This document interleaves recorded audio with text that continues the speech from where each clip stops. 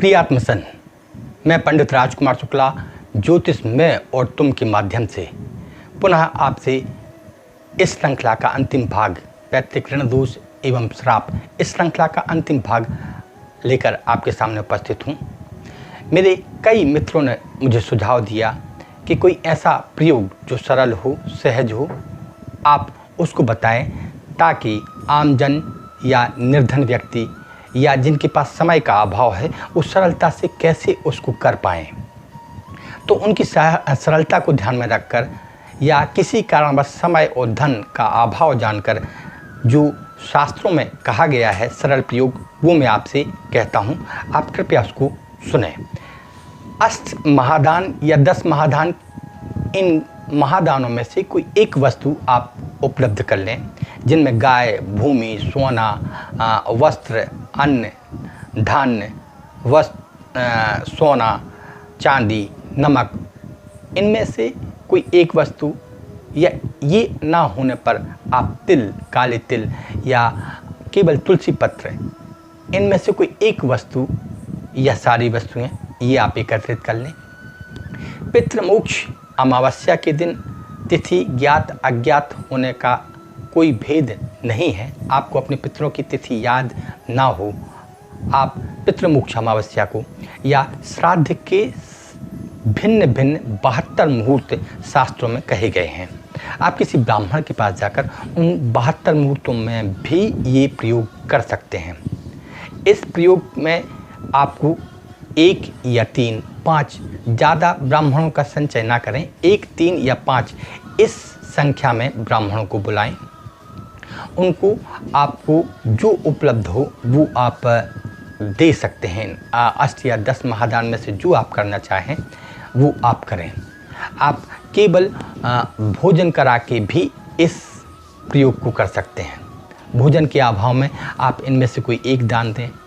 इन दानों में आपके पास जो उपलब्ध हो आप ब्राह्मण को दें और उसके सामने पितृ स्तुति जो मार्कंडेय पुराण में कही है, जिसको महाभाग रुचि ने अपने पितरों की प्रसन्नता के लिए किया था, वो पितृ स्तुति मैंने आपके यहाँ उपलब्ध कराई है।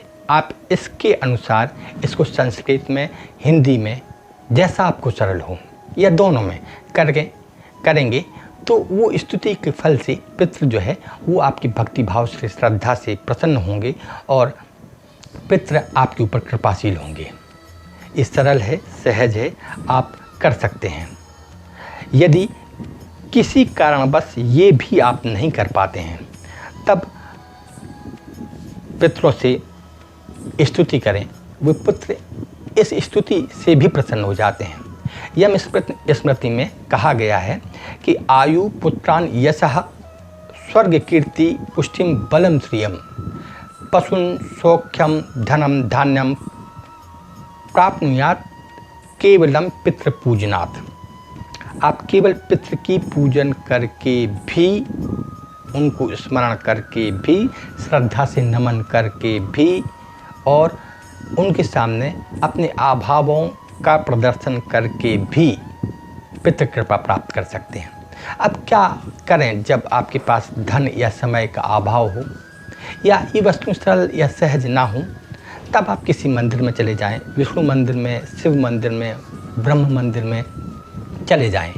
आप कर सकते हैं तो ब्रह्मा, विष्णु, रुद्र, यम और प्रेत सूक्त का पाठ कर लें या करवा लें। ना कर सकते हो तो भी कुछ नहीं, आपको केवल देव के सामने, स्पेशली विष्णु जी के सामने, आप केवल 2 तुलसी दल जिनको इन 2 उंगलियों से विष्णु जी को अर्पित करते हुए भगवान से निवेदन करना है।